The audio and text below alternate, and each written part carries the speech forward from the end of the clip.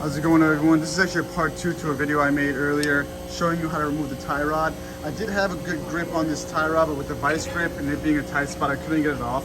So I ordered this special tool from Amazon. It's only 16 bucks shipped to my house. I'll link it in the description below. But for BMWs, if you're having a problem getting the inner tie rod off, this is an awesome tool to get. It was cheap, very effective. So if your channel lock or vice grip doesn't work, this is how to use this tool. Hey, can you show them? Can you put this on?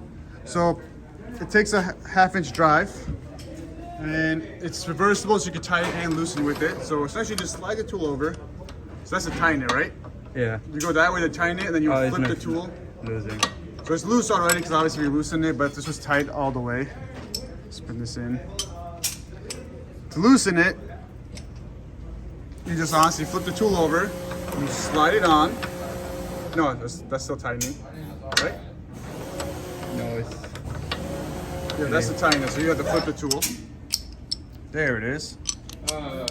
Flip the tool, so then what happens is the teeth grabs onto the tie rod just like that. As you tighten it, it creates force in between the tie rod and the tool. You just take your breaker bar right to the end of the extension that we have attached to it, and you just pull with the breaker bar, correct? Yeah. Now take this tie rod loose, spin the old tie rod out, put your new tie rod on, tighten it up with that.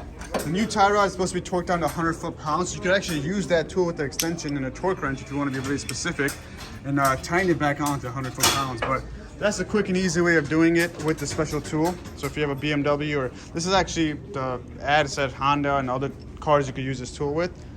Really cheap, effective tool to use, keep in your toolbox in my opinion, especially if you're working on BMWs all the time. This is gonna be a really nice tool. This one didn't have the right size for BMW. So hope this video helped you. Straightforward to the point. If you have any other questions, comments, or concerns, or you wanna see a little bit more in depth on how I got the tie rod out, check out my other video, I'll link below.